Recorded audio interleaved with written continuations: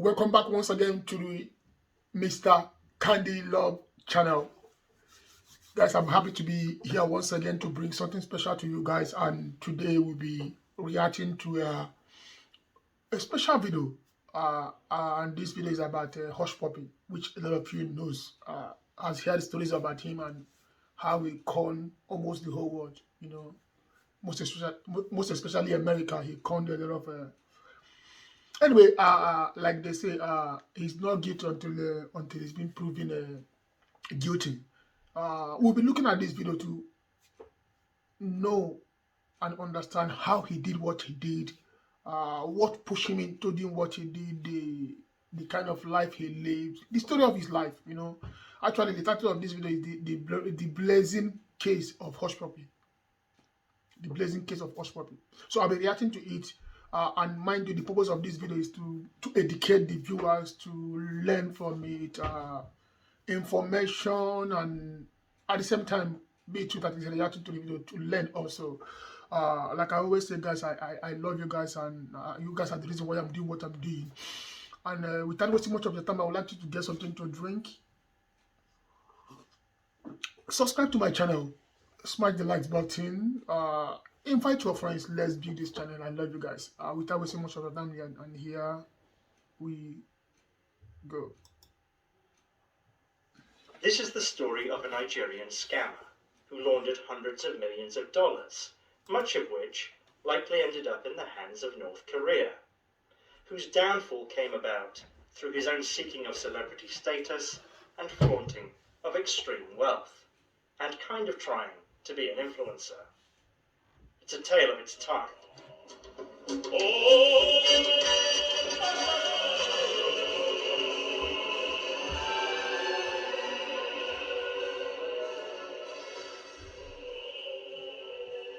Ramon Abbas, who later became known as Hushpuppi, and who for almost a decade flooded Instagram with photos of himself living the high life, didn't need to be an influencer or really have any public presence. In fact, his extravagance helped him. Actually, this is one of the mistakes he made. Boy, you are rich already. One of the reasons why people become influencers is because they want to make money. They want to achieve something. They want to add to whatever they have. But he has already made all these things by his whatever life he will living, and I believe this is one of his downfall by trying to let the whole world know that he have all these things. So that's one of his downfall, and I guess you guys should be learning from law enforcement's radar. Like so many of the shysters of the airwaves, his ego was ultimately self-defeating. Abbas grew up very poor in Lagos in Nigeria.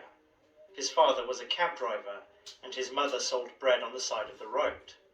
As a child, almost every day he would go to a woman in his neighborhood who sold food on credit to children who didn't have any money.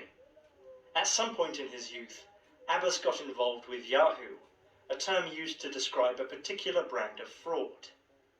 According to Adedeji Oyenuga, a criminologist who studies cybercrime at Lagos State University, young men in Lagos began to dabble in online scamming in the early 2000s, when cyber cafes first started appearing and unemployment was rising.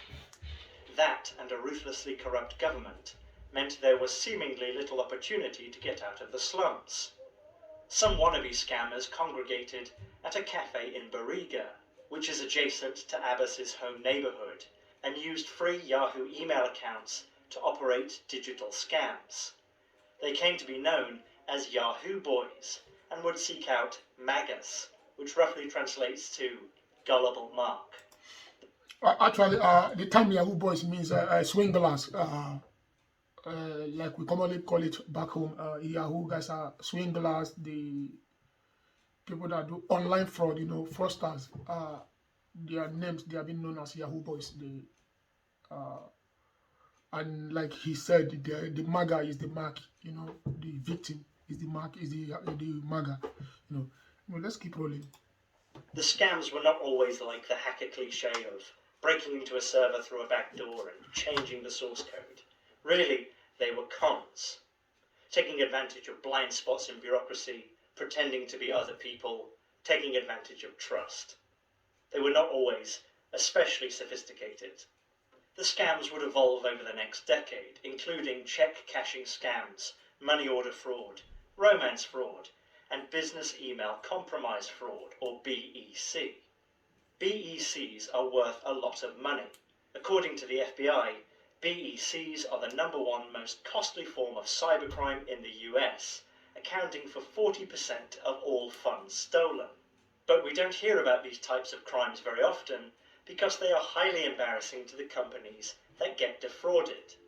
BEC fraud occurs all over the world, and pinpointing where it started is difficult. But many BEC scammers have been traced to West Africa, so the cybersecurity industry thinks it may have started there. Typically, first someone hacks into a corporate email account.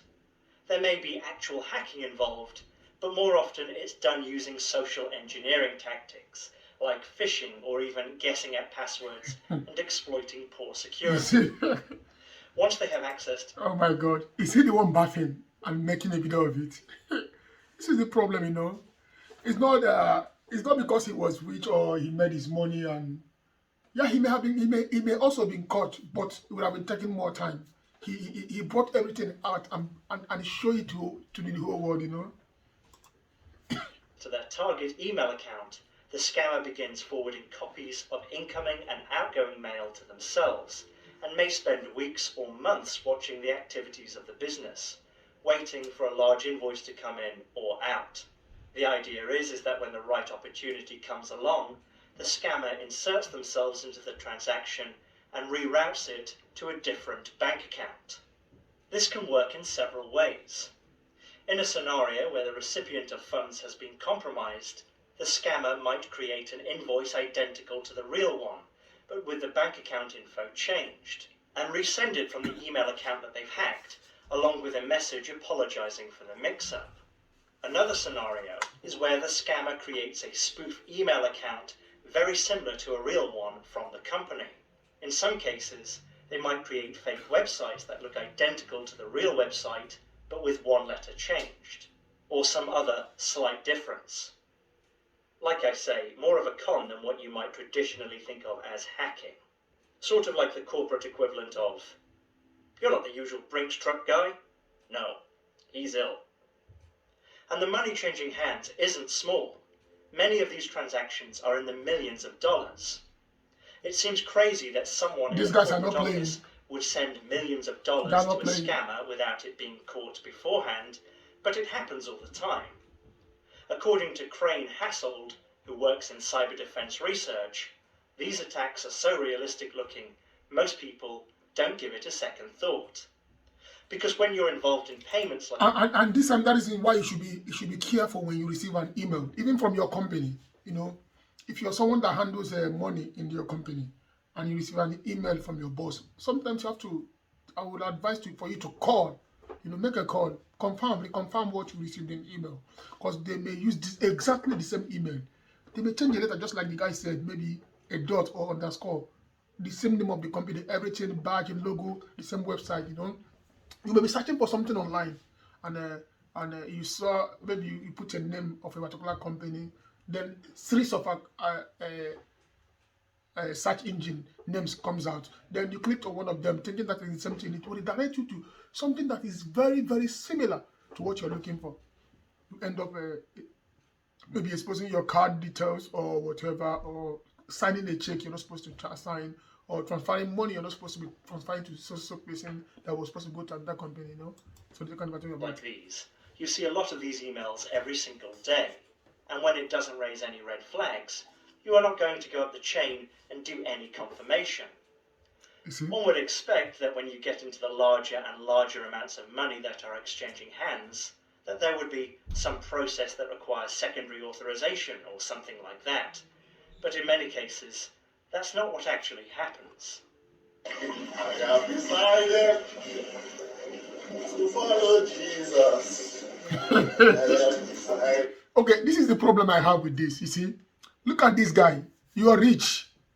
You've made your money from your swingling business, from your conning people. But why exposing the wealth? Why telling the world? You know, when you don't have a source of income, why showing it off? I thought that when people steal money, they hide. And not that he's only flaunting the money to the people around him or where he live, which would have been a different case. But he's flaunting this this rich lifestyle on the social media. You got me? On social media. And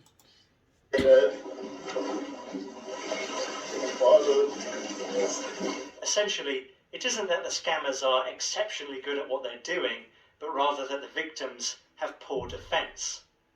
According to Hassold, the main tool of BEC fraud, social engineering tactics, has been around for a long time and isn't too dissimilar from traditional phishing and romance schemes, or the "I am a Nigerian princess for monies please" scams of old. The main difference is that these fraudsters are now targeting large companies instead of individuals, because they can make a lot of money on large corporate transactions. In BEC scams, the groups running them are very loosely networked, with each person involved taking a small cut of the total funds stolen. There are different levels in the scam.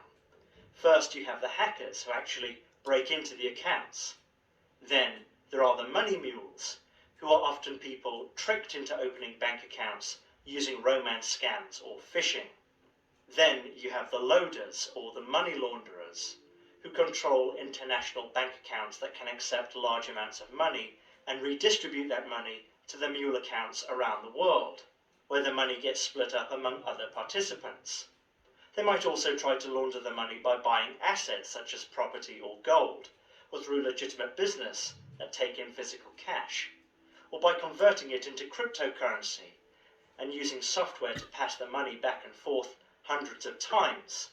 These crimes are this is committed his passport. by loosely affiliated and ever-mixing And this is the rings of ID. criminals, of which Abbas was one of the most successful loaders. There are many ways to launder money, but probably, however you're going to do it, you should keep a low profile. Exactly. I'm thinking, This is what I was talking about. You've been doing all these evil, negative things, and you're making it. Why flaunting it? Why flaunting it online? Why showing it off? That is the problem. He been stealing. It's not like what you're doing is legit. If it is legit, it's a different case. What you're doing is not legit. You are committing crime, and you are opening it up for all to see. Telling the police, "Come and get me if you can." Come on, look. Okay. around 2014, Abbas left Lagos and went to live in Kuala Lumpur. This came around the same time that Nigerian security forces were cracking down on cybercrime, boot first, and Abbas was not the only Yahoo boy to flee. In Kuala Lumpur, Abbas became far more active on social media than he ever had been before, and branded himself as Hushpuppi, as a billionaire Gucci master, and as a shining example of how others might also... Funny thing about this is this: people wear clothes. Influencers wear clothes in the sense that when they wear those clothes, they market it for the company. Like when an influencer wears a clothes, he's modeling it for a particular company. He gets paid for wearing clothes, but he's not being paid for wearing them. He's the one using his money to buy all those things. I don't know what to make of this. I don't know what to make of this. And not only did he buy it, he come and be showing it off online. What is your income? What are you doing? also get out of poverty too, if they just work hard enough. In his apartment in Kuala Lumpur, he took photos of himself from head to toe to show off his designer outfits. He would caption the posts with inspirational messages, plus hashtags for the brands he was wearing.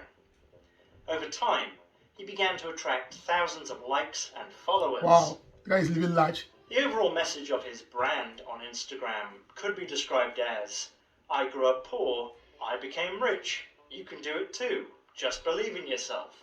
Hashtag Gucci, hashtag Louis Vuitton, hashtag Versace, hashtag Cartier, hashtag Fendi." His messaging is weirdly rife with the same jargon and positive feedback that you see in people who run MLMs or cults. It's the language of, you can be rich and successful like me. But Abbas was never trying to directly sell people a solution, such as a book about how to get rich, Exactly. or an MLM scheme, or whatever. He was just selling the idea of success and wealth in itself. In fact, he was notoriously, suspiciously quiet about where he made his money whenever he was asked, only saying that he was a real estate investor, although he never really had a great deal of real estate.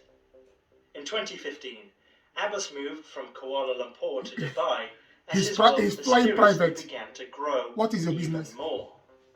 He began spending a lot of time with another influencer, Ismaili Mustafa, known as Monfa, who had a very similar style of account, flaunting luxury goods.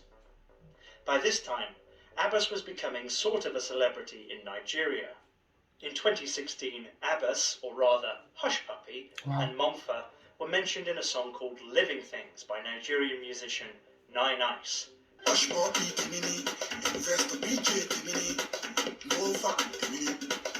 Golden-haired merkin hanging out my bird, camels and needles, but the devil be smirking. Motherfucker. These connections helped him grow his following, as did getting into public feuds, both real and performed. In 2017, he got into a beef with a pop star called Davido, claiming that he hadn't paid a tab at a Lagos nightclub. They later made a video together where they made up, which further increased Abbas's following.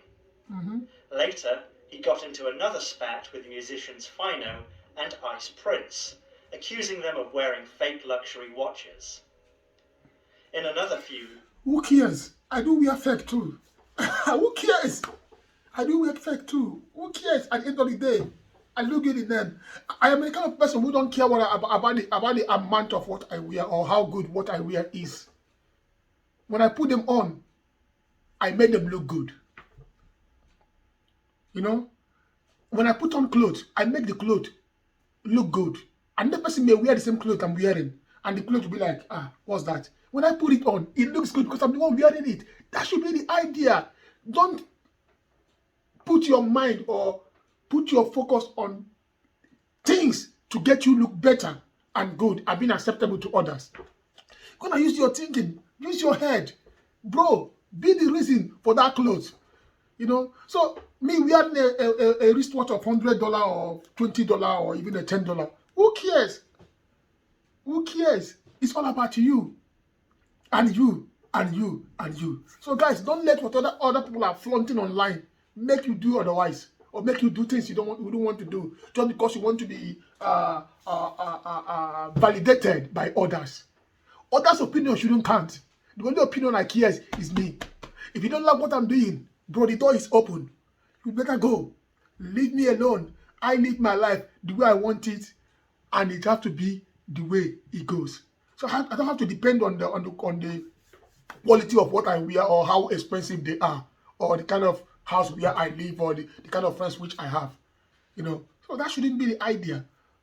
Boy, criticizing a Fino for whatever he was wearing that you said that is not the real one. Who cares? Who cares? And why must you say that? What do you do? At the end of the day, you're a fraudster. And you're criticizing a guy that is legitimately hustling. Come on. The singer KC drew on the increasing suspicion surrounding Abbas's wealth. Abbas and Monfa later publicly accused each other of fraud. Part of what makes this whole thing interesting is how Hushpuppi wasn't just pretending at being an influencer. By all accounts, he really did get lots of brand sponsorships and related tat for his Instagram posts. Major luxury fashion brands were sponsoring him. In January 2015, Abbas shared a video on Instagram where he was given a gift from the Versace store in Kuala Lumpur, along with his friend Samson Oikonoli, for being the best customers of 2014. Exactly, this is what I wanted to say. They were not sponsoring him. They were acknowledging what he is doing for them. They are not signing a contract with him as for him to have a affiliation that when people buy from them through him. No. They are acknowledging him for being one of the best customers. He got me. So this is different from being just like me. This is my YouTube channel. It's little as it is. I've received a lot of emails to market a lot of things. Sometimes they have to pay half of the price of it. Why they pay half of it? Sometimes say anything you want, you can choose. I was like, no, let me just focus on my video first. When you get to the stage where I think it's ready, then we'll go into that. And I'm not gonna use my money to market anything for anybody. If you want to market anything in this my space, because this is my space, this is my publicity. I'm the one working on it, keeping up, and, staying up night, doing 2, 3 jobs. At the end of the day, come home and do this, pay my bills. At the end of the day, want you to pay half of it to before I could market your product. No, you're not ready. You got me. So what am I saying? They are not doing this or whatever paper you saw they are Fendi. They are not acknowledging him as their model who they pay or someone that advertise their product. No, they are acknowledging him as one of their best customers. So he's the one spending the money. That shouldn't be the story. In the video, Abbas says that he just spent $20,000 in the store that day. You spend 20,000 here, okay? I just spent 20,000. I got money for He got custom shoes from Christian Louboutin, a custom-made purple Rolls Royce, Wow. an all-expense trip to the Ritz Paris for Fashion Week as a VIP guest Wow. of Louis Vuitton, Wow. a dinner invitation, quote, by Fendi to dine with a lot of amazing, strong societal giants. Wow. There are many accounts of him shopping at Dubai's malls every day, spending tens of Man, thousands too much every money. day. This is Fendi. He became entwined with prestigious brands, at least in that he received and, lots of free goods and For those of you guys that may think that this is Fendi, this is a knockoff. It's a knockoff. And I'm rocking it. And it looks good on me, bro. It's a knockoff. Huh? So let's say this point. That doesn't mean I wouldn't want to wear Fendi. I would love to, but for now, let's stay with knockoff. Until Fendi starts sponsoring us. So Fendi, if you're watching this video and you want to sponsor this guy, then let's do it. Until then, let's keep on with the knockoff. services and gained And like I said access. earlier, I'm the one that makes the clothes look good, not the other way around. The clothes doesn't make me look good. I make the clothes looks good.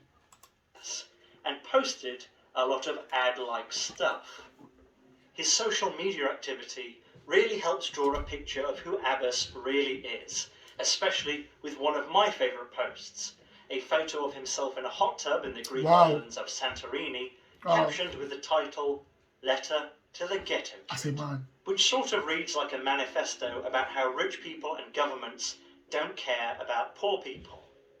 It's quite a read. Why did he do this?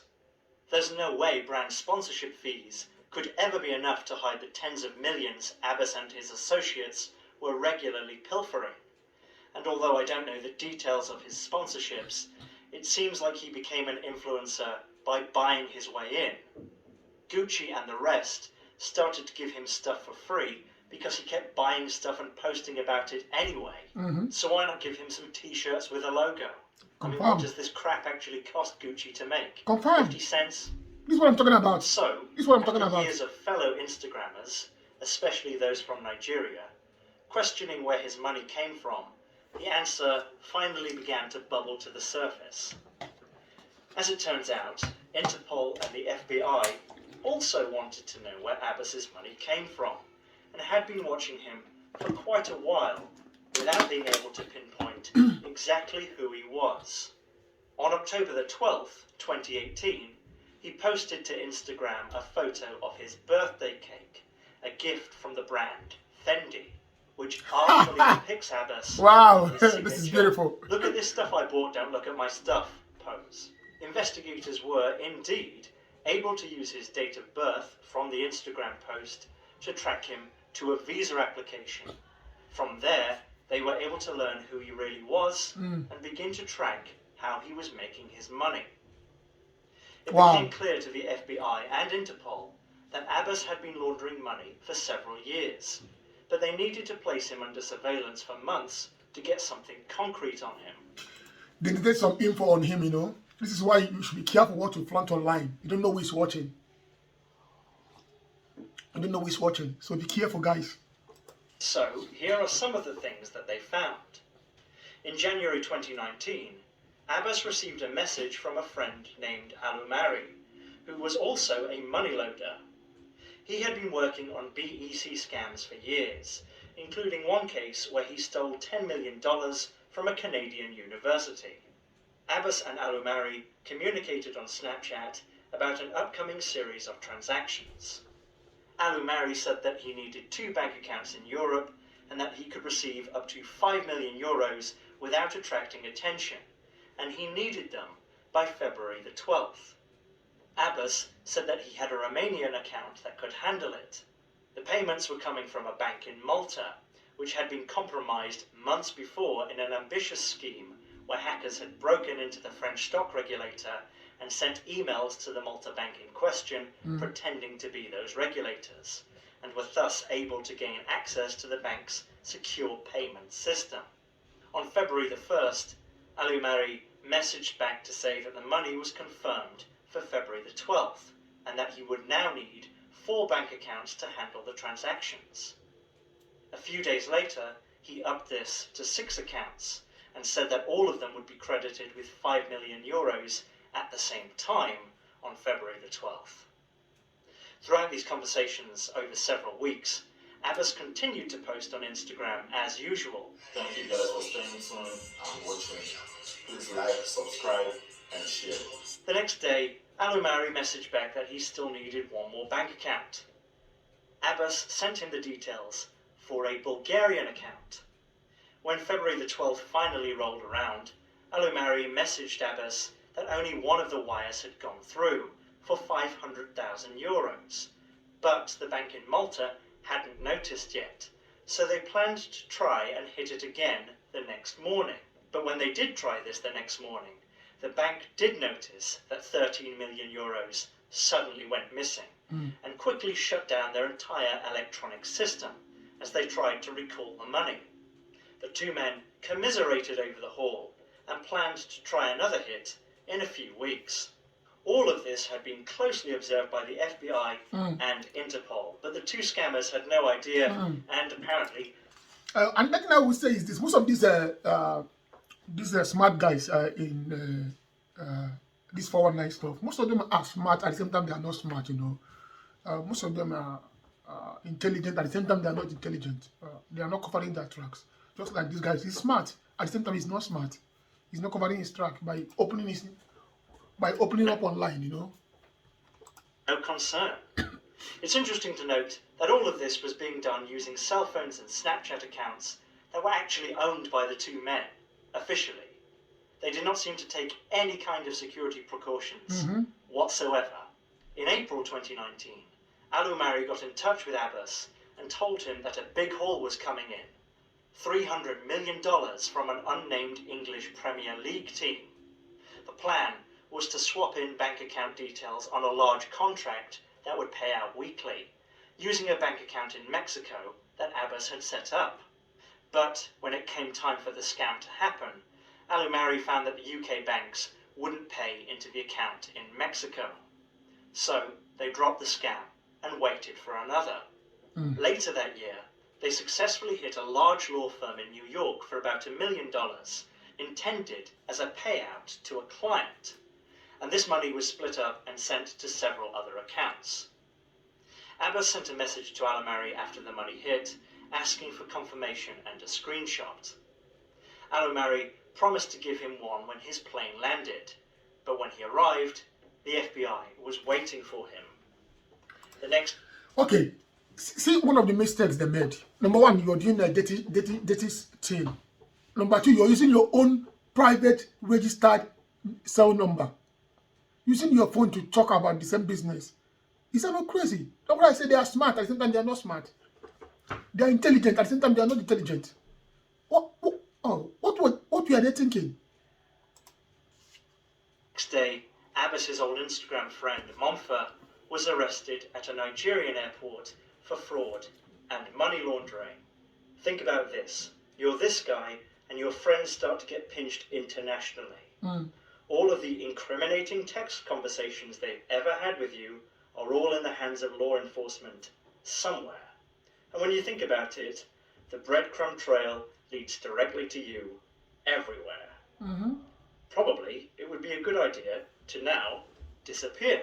Exactly. Oloilo. I'm thinking. No. Abbas continued posting on Instagram, but changed his bio from billionaire Gucci master to real estate developer.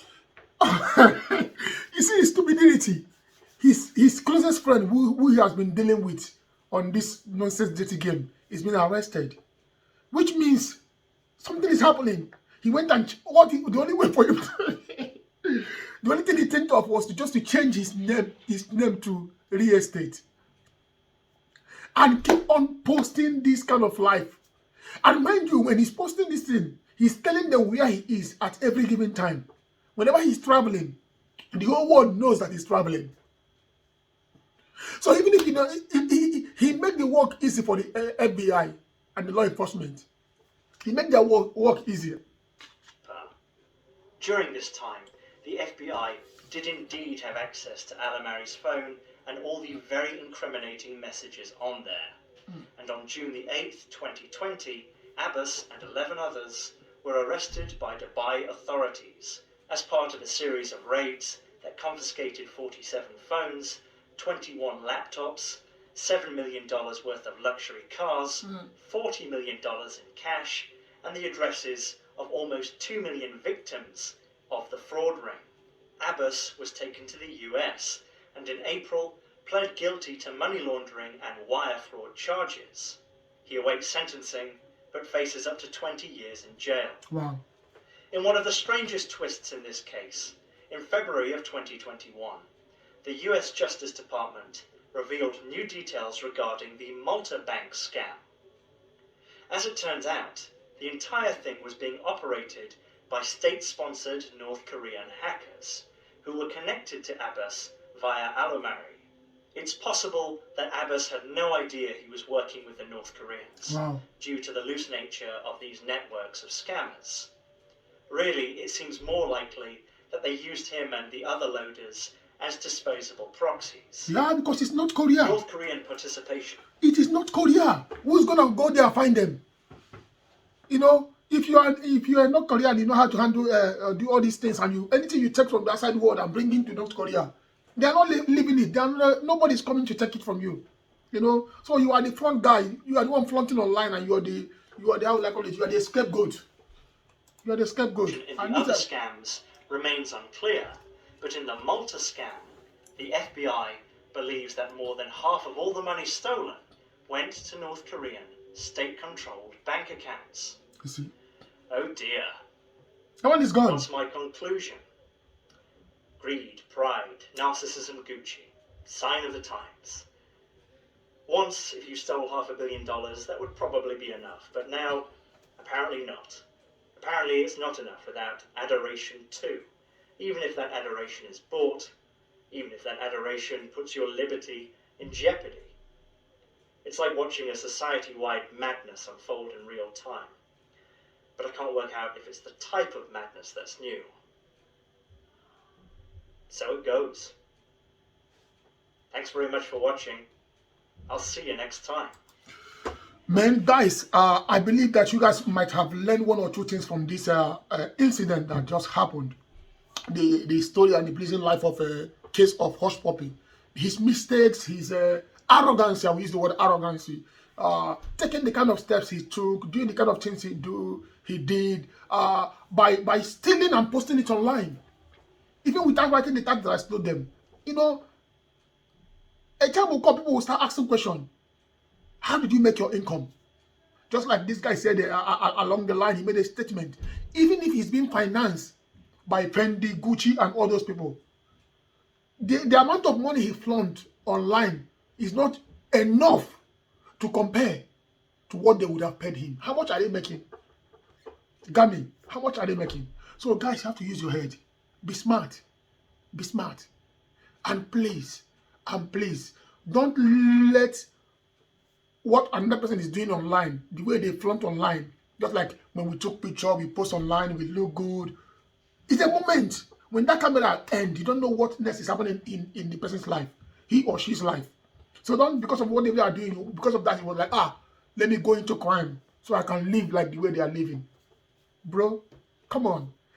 I was born and brought up in ABA, about where they say we believe in packaging. Bro, learn to package. Look good for yourself. This is knockoff, and I look good in it. This doesn't make me look good. I make this look good. So guys, be smart.